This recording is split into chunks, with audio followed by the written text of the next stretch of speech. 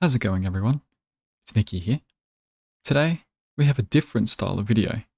Instead of the usual horror gameplay with live commentary, I'm going to be reading scary Reddit stories with some survival Minecraft gameplay in the background. Since we are a scary games channel, why not expand to reading scary, unsettling stories from the internet? Now, these are actually the first time I've ever read these stories, so you are getting my raw reaction to them at the end. So grab your cozy blankets and freshly made popcorn, and let's get into the horror. Now, the first Reddit story we have comes from r/nosleep. Comes from 10 years ago, actually, called A Package Marked Return to Sender. My neighbor is one of those annoying wannabe YouTube personalities. Over the years, I've seen him cough out cinnamon, lay flat on the hood of his car as it slowly creeps down the driveway, and douse himself in lukewarm water, all the while screaming epic win, epic fail, or fuck, epic maintenance of the status quo, for all I know. It can get tiring to watch him go about his shenanigans in the pursuit of viral fame. So when he knocked on my door the other day, told me he was going away for a few weeks, and asked that I get his mail, honestly, it was a relief. I can't explain the peace of mind I had knowing I didn't have to brace myself for any of his stupidity for a while. I was always afraid his stunts would end up bleeding over into my life. Things were pretty normal for the first couple of days. He received a few bills, a bit of spam, and what I could only assume was a birthday card. Then, one evening, I got home to find a cardboard box waiting on his front porch. In big red letters was written, "Return to sender." I'm no small fry, but I admit I had trouble lifting the box on my own. It was really freaking heavy. Lugging it across the road to my house was even harder, and I quickly realized there was no way I was going to drag it up the stairs and through my front door. I decided I'd leave his package in my garage. It wasn't like I kept my car in there. The garage door was a piece of shit that refused to open without a good thug and a whack.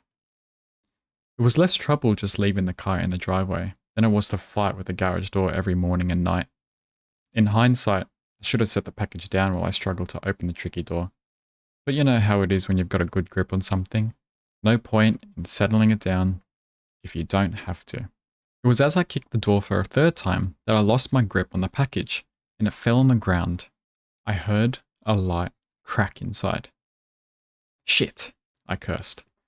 I hoped I hadn't broken anything important, but figured I just wouldn't tell my neighbor about it and let him assume the break happened en route. Hands free, I finally managed to get the garage door unstuck, and boy did it screech in protest as it rolled up and over me. I dragged the box the rest of the way, setting it in the corner for whenever my neighbor would come back to claim it. And then, I forgot all about it. Until a few days passed, that is. I'm not sure exactly how long it took for the smell to waft in from the crack under the garage to house door, but it came in slow progression. It was a sickly sweet odor, similar to a skunk, and for the first few days after I smelled it, I genuinely assumed that's exactly what it was. Roadkill that had left its mark on my house. It was only when I realized the scent was growing more intense instead of fading that I went looking for a source. That's when I opened the garage door, and that's when the odor knocked me back, holding my nose. The culprit wasn't hard to identify. The only change in my garage was the box in the corner. I remember thinking it must have been one of those meat of the month subscription boxes. The meat must have gone rancid from being left out of the fridge for so long. How much meat could have been in there for the box to have been so large and heavy? An entire freaking cow? I covered my nose as I approached the box, a pair of scissors in my hand. I probably wouldn't have needed them to open it, as it had become soggy enough at the bottom to poke through with a finger, but I wasn't about to poke my finger into spoiled meat juices. That soggy bottom was the reason I had to open the box in the first place.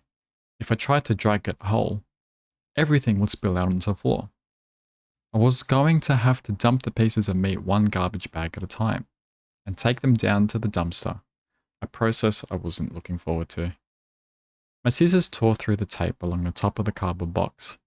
I thought the smell couldn't get any worse, but as I flipped the flaps open, I discovered a whole new gamut of stink. It was like opening a burning oven.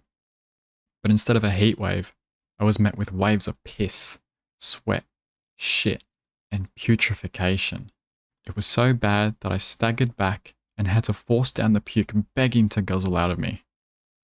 I don't think I could have handled the scent mingling with the horrors coming out of the box. I'm not ashamed to admit I ran out the door for a breath of fresh air, but in the short time I'd spent in the garage, the smell had become so ingrained in the fabric of my clothes that it clung to me like a shadow. Nothing I tried could keep the smell out of my nostrils. Not air fresheners, not a face mask, not 3 showers and a change of clothes. Every second that box lay open in my garage was another second the smell was allowed a foothold into my home. I had to bite the bullet. I returned to the garage, the flaps of the box still open, as though it invited me to look. I was prepared. A clothespin pinning my nostrils shut, a garbage bag in one hand, the strongest cleaner I could find in the other, and long rubber gloves to keep my skin from having to touch what was inside. But, as it turns out, I needed none of those things. I wouldn't have to touch or clean the contents of that box. I would only have to suffer the nightmares every night. You see, there was meat in that box. It didn't come from a cow or a pig. No, it was worse than that. It was my neighbor. Dead. Still in one piece, but dead. I called the cops, and naturally, they took me in for interrogation. It's kind of hard not to suspect the man with a corpse in his garage after all. Thankfully, they soon realized I wasn't involved. My DNA might have been all over that box. The smell might have left a mark throughout my house, but there was one piece of irrefutable evidence in my neighbor's own hands that proved my innocence. A vlogging camera. They showed me the footage only once. I'm not sure if they were allowed to, or if they felt so bad for me they figured it couldn't hurt. Either way, I saw it. My neighbor was sitting in the box outside of a shipping facility, laughing as he told the world how he was going to mail himself across state lines. He'd brought pee bottles, food, a pillow, and a few flashlights. His friend, a guy I'd seen at his place several times to help with his stunts, closed the lid and presumably dropped him off for shipment. Though the next couple of hours, or days, I'm honestly not sure, my neighbor recorded a few short clips about his progress. I think I'm in a truck now. I can feel it moving. Must be in a warehouse. Pretty warm here. Still got plenty of food. That kind of stuff. And then, in the last entry, the box toppled over. He broke his neck. And that was it. The camera recorded till either the memory card got too full or the battery died. There's one thing I didn't tell the police after they showed me the video. One thing I heard in the footage that will haunt me to the day I die. Just after the tumble that broke his neck, I heard the familiar screeching sound of my garage door. That story, nuts. At the end, when you find out that he broke his neck, I got goosebumps and shivers throughout my whole body. And then to hear the familiar screeching sound of the garage door is insane. Could you imagine you're at the police station and you got the police officers showing this footage to you, and then you just hear something that you just hear day in and day out that you know belongs to you, is part of your property, is something that you've then done, is horrible to even think of something like that happening. Wow. Well, goes to show, do not get in a box and do not try filming yourself while you're in this box, because you never know what could happen. It's safe to say that it's something you should not do. Anyways, let's get into story 2. The second story is another Reddit story from r/nosleep titled The God in the Corner. I've been a teacher for years now. It's some kind of unspoken rule that every year there will always be a kid that is weird. The level and variety of weirdness vary from benign to outright dangerous. My first year as a teacher, we had a student bring in a Stanley cup filled with gasoline that he poured in the boys' bathroom toilets and set them on fire. His reasoning? The bathrooms always smelled bad, and if the toilets were gone, they would have to remodel the whole thing. And he wasn't wrong about either of those things. He did get expelled though, and avoided jail through what I assume was a very expensive lawyer. And after that, we banned water that wasn't in clear bottles. My second year was a girl who had an odd obsession with breaking into lockers and leaving rocks inside them.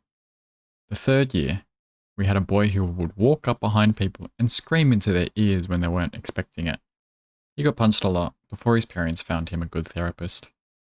Then, in my fourth year, I had a new student, Simon Lynch, who all the incoming freshmen agreed was weird.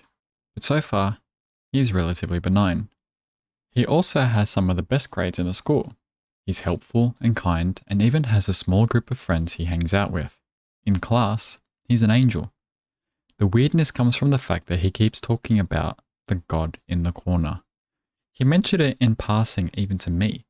He talks about this God so nonchalantly that you can almost dismiss it, like it's something he saw in a movie or read about in a book.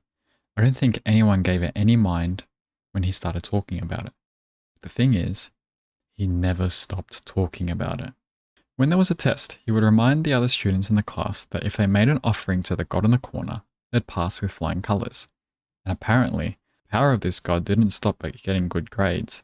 It helped with passing a driver's test, for helping you get rid of acne and lose weight, and heal your dog's seizures. Nothing was too big or too small for the God in the corner. It was getting annoying, and I'd had to intervene and remind him that the classroom wasn't a place for religious talk. It's alright, Miss Quinn. It's not a religion, more like a cosmic force. I don't think you can actually pray to the God in the corner, just give it things, he said with a small smile. After that, the talk of the God went quiet. There weren't any tests coming up. Then Shannon Berber came in one day, whispering to the other students that the God in the corner was real. And even better, it worked. Shannon had always had thick glasses. She was actually legally blind, and her eyesight was predicted to only get worse. But she had listened to Simon, and faced with nothing to lose, had made an offering to the God. And it hadn't even been a lot. Apparently, the God was satisfied with whatever you gave it, as long as it was sincere and something that meant something to you. It didn't want blood, or your firstborn, or anything so cliche. Shannon had made it a pie, a gooseberry pie, and a framed canvas of her own artwork. It had been watercolour she'd made in class, and been particularly proud of. She had placed these things in a corner, called the God, and gave it her wish, and the offerings had been taken, and her eyes had been fixed that night. It was a miracle, for lack of a better word. I had never seen Shannon so happy. Her eyes were large and lovely, a clear hazel green that I had never been able to see properly. After that, talk of the God in the corner became more commonplace. One of the worst students in my class, Maxwell Hardy, suddenly started getting straight A's. Another girl, Emily Stillway, got a full ride scholarship to her dream school. For some other students, they grew taller, got thinner, had better skin. Some even developed athletic abilities seemingly overnight. It was weird, and surely it was all a coincidence. It had to be. And then my boyfriend Kyle got in a car wreck. He had been driving home when another driver, who was too busy texting, T-boned him at an intersection. He was lucky to be alive at all, but he was in a coma, and there was no hope of him waking up, or even him living past the end of the week. I called Simon that evening. We're not supposed to call students, but I knew where to find his personal information, and I called his cell. My heart was pounding as I dialed the numbers. "Hello?" Simon asked from the other end of the line. "Simon, it's Miss Quinn. Your teacher from school?" I stammered out. "I know your voice, Miss Quinn. I think I know why you're calling. I heard about your boyfriend. Do you want to know how to make an offering to the God in the corner?" he asked with certainty. "Yes," was all I said back. "It's easy, Miss Quinn. All you need is a corner somewhere in your house, or any building will do. It must be dark, there must be a shadow, just enough that you can't see the corner anymore. And then you give it something. Something that's personal to you, something that's of sentimental value, or something you made. Even a pie will do. Did you know Ryan Blair sang a song to the God in the corner? Something he wrote himself. And now he's the best player on the basketball team, Simon said conversationally. What do I say? What would I say to get the God to come? I asked, my voice trembling. You say out loud, this is an offering to the God in the corner. Then you say what your wish is. And then the God takes the offering, and it's all over. Oh, the most important part. Don't try to take a photo of the God or record it in any way, or turn on the light and reveal what's in the corner. There are consequences to that, you know, Simon explained. What happens if I do that? I asked, fear creeping into my voice. Well, my uncle did that once. We never saw him again. I think he might still be alive, but honestly, isn't that scarier than being dead? The dead don't suffer. Simon said so matter-of-factly that it sent a shiver down my spine. Thank you, Simon. That's all I needed to know, I said in a rush. You're welcome, Miss Quinn. I'll see you in class, Simon said, then ended the call. I sat there for a few minutes, genuinely contemplating what I was thinking of doing. I'd already crossed the line by calling a student like I did just now. Was I really this desperate? To try to give an offering to some kind of god that lived in a corner? I was. I couldn't lose my Kyle if there was even a slim possibility of saving him. I had no idea what to offer up. I was not an artist or a musician. I could barely cook. I wasn't even sure if the god in the corner would be satisfied with scrambled eggs and mac and cheese.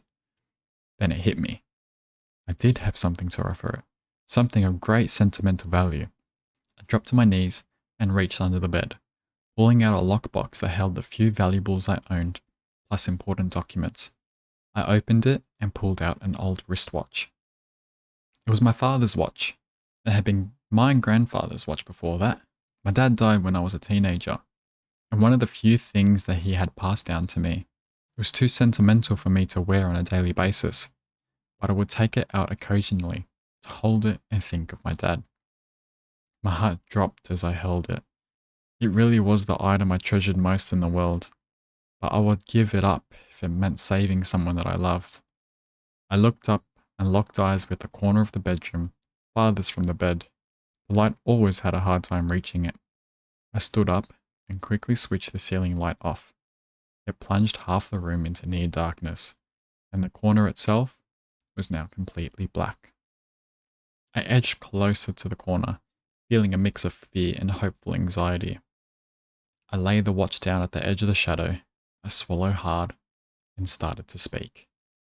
This is an offering to the God in the corner. Please heal my boyfriend Kyle and make him as healthy and whole as he was before the accident, I said timidly. A few seconds passed and lots of conflicting emotions raced through my brain. Did I need to speak louder? Maybe the offering wasn't good enough? Or the more likely explanation was that this was all insane and my student had played a vile joke on me when I wasn't in my right mind. And then the shadows shifted. I gasped. Falling backwards so I was flat on my backside. Two arms emerged from the shadows.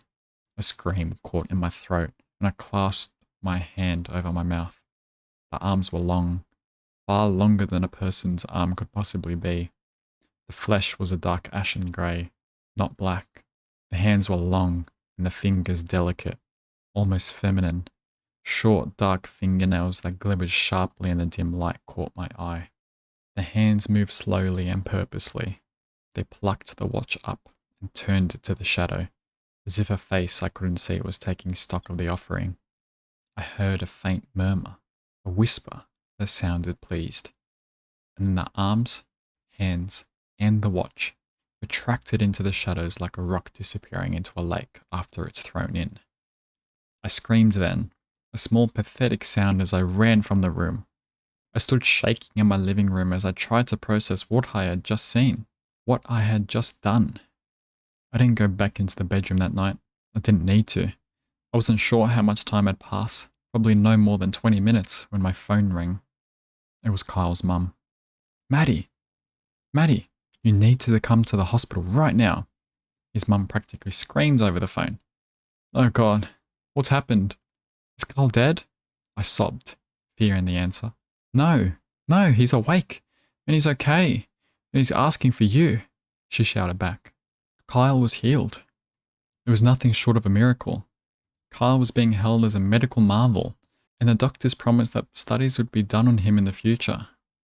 I took him home a few days later. He was the same old Kyle, though he did tease me about why I wanted the lights on in the bedroom and why I always stared at corners. We got engaged not long afterwards and married. We even started our own family. Simon continued to be a good student. He graduated from high school as valedictorian and got a full scholarship to a very prestigious university. Even that was years ago. And I see Simon's name on the news now. He started a new tech company that people are saying will be the next Tesla. In the photos I've seen of him, he looks handsome and self-assured. And it always leaves me wondering, what is the extent of the power of the God in the corner? Okay. Now, that was creepy and unsettling. Very, very, very strange. Not as shock value as the first story, but that one was definitely very uneasy. I feel like if I was to ever make an offering like that, I would definitely feel the same like OP, where I would just always be looking at corners and just really scared that at any moment, who knows what could come out of the corner. Yeah. Big up Simon for getting very smart with his decisions, I guess. But I do have one question with this. Where do you even find something out about that? How do you know? Well, other than the fact that Simon said his uncle did it and now he's gone. um, but yeah, how do you actually know that that's something that you can do? Where does something like that even start? But yeah, very interesting. Let me know if you would decide to make an offering like that, if you could get anything you wanted, and if you would, what would that be? Be interesting to find out. But with that, let's get on to the third and final story. Our last story is also from r/nosleep, and it's titled, I found home videos of my family that shouldn't exist. My brother died when I was 7 years old. He was 13. He drowned in the lake down the street from our house. My parents never touched his room. They tried once, but they couldn't do it. Too raw. After that, the door just stayed shut. His room became a kind of museum of him. That was 11 years ago. His room still looks the same. This morning, while I was packing for college, I thought I'd finally go in there. My plan wasn't anything dramatic. I just wanted to grab a few hoodies, maybe a keepsake or two to take with me, something to hold on to when I got homesick. Full transparency, I've been in his room plenty of times before. I've sat on his bed, I've looked through his shelves, but I've never really gone digging. That felt wrong, and I really had no inclination to. I just missed my brother. That wasn't my intention today either. It wasn't my intention to find a stack of DVDs shoved into the bottom drawer of his dresser. There were 3 of them, just labelled 1, 2, and 3. The only DVD player in the house is still hooked up to this old TV. Everything else went streaming years ago. For a minute, I told myself not to do it. They weren't mine. They probably didn't matter. I picked up some of the items I had collected, put the DVDs back in his drawer, and returned to my room. Tonight, they started calling to me. I know how that sounds. I know you're thinking it was just my curiosity eating me. But it wasn't like that. It felt physical. A pull in my chest. So I crept back across the hall, slipped into his room, locked the door behind me so my parents wouldn't hear, and I put in the first DVD. It was a home video. I didn't even know we had any. I don't remember my parents ever owning a camera. The video starts with static, then clears just enough to show something. The picture is muddy, warped. It could be the living room, but the furniture looks wrong. Everything is too big or too small, shifting every time the frame jitters. Sometimes it almost looks like a bedroom, sometimes like a hallway. No faces, no clear shapes, just flickering shadows that don't match what the voices are saying. Because there are voices, familiar ones. Laughter, clinking dishes, and my mum calling my brother's name. It sounds like family in the background, just out of sight. I hear my brother's laughter, and the sound swallows me whole. It rings through my head, bouncing off the bones that make my skull. Then beneath it is another voice. Low, deliberate, close enough that you couldn't miss it. You haven't noticed yet. Then the video cut off, just like that. I scrambled to replay it, not even thinking about the other two discs still stacked under the TV. I just wanted to hear him laugh again. That laugh. I tried not to think about the end, but the fear of it was crawling slowly up my spine as I hit play. Because the way it spoke, it sounded like it wasn't part of the recording at all. Like it was speaking to the camera. To me. I pressed play again, this time pausing every few seconds, desperate to make sense of what I was seeing. But nothing held still. Everything on the film looked almost familiar, like a room you swear you've been in but can't place. But nothing held. The walls are a little too narrow, and the colours are washed out enough to make it something you've never seen before. It made me feel like my brain was short-circuiting. Then I froze the frame just before the moment he laughed. And there it was, a caption, faint and yellow, burned into the corner of the screen. July 30, 2015. 7 months after my brother drowned. My first thought was that it was a glitch. It had to be. The camera must have been off by a year. There's no other explanation. I forced myself to breathe and to shove back the rising panic. Then I pressed play again. His laugh filled the room, and for a second my fear washed away. It was just him again. He was alive, warm, present, a bittersweet rush of comfort and grief. But then the voice returned. Closer this time, wet against the microphone, broken and cutting in and out like static. You noticed. I ripped the DVD out of the play and threw it across the room. I don't even know why I did it. Adrenaline, I guess. My hands were shaking so hard I couldn't control myself. I'm trying to think of logical explanations. I want to believe there's one, but every reason I come up with feels paper thin. I just bolted back to my room and dove under the covers. Like that would help. I don't want to watch the other videos. I don't. But I can feel them pulling at me. Like they're not finished. Like I owe them something. I can't sleep. It's dark. It's late.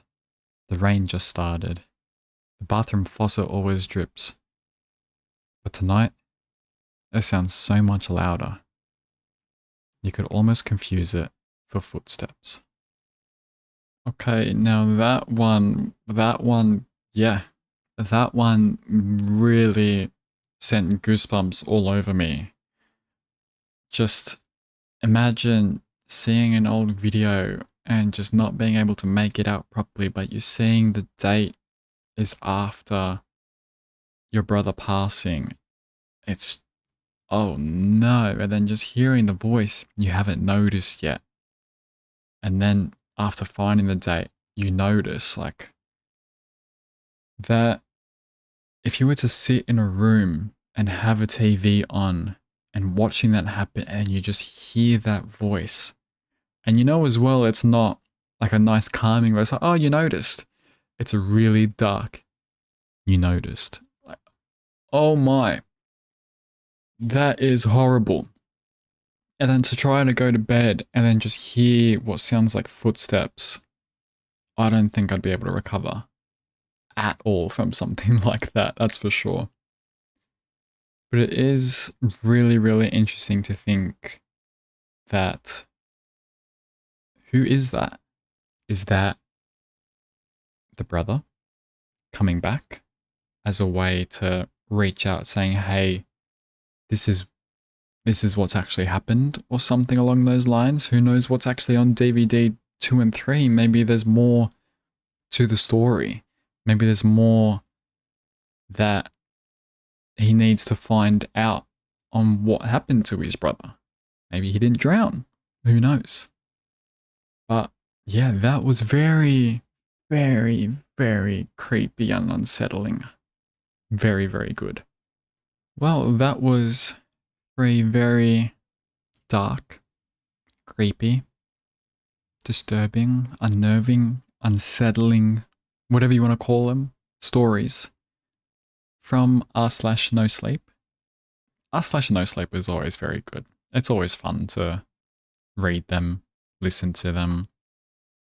People are very, very good writers. I love seeing what people have to write. Hopefully, you enjoyed the Minecraft gameplay that was happening.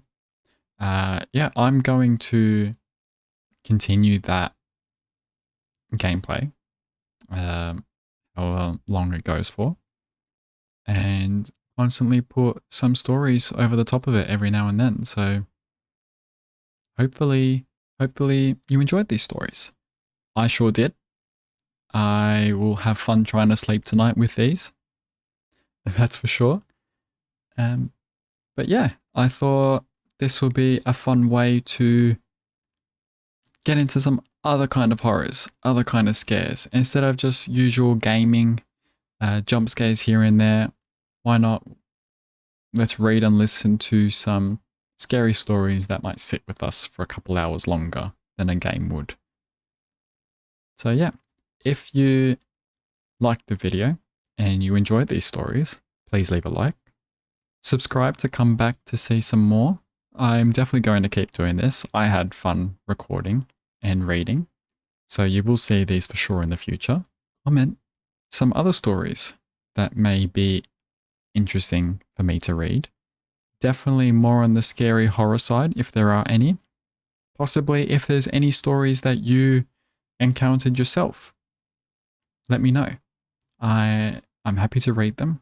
I'm happy to share them with the rest of the world if you are okay with that. So yeah, I hope you enjoyed. And with that, I'll see you all in the next one.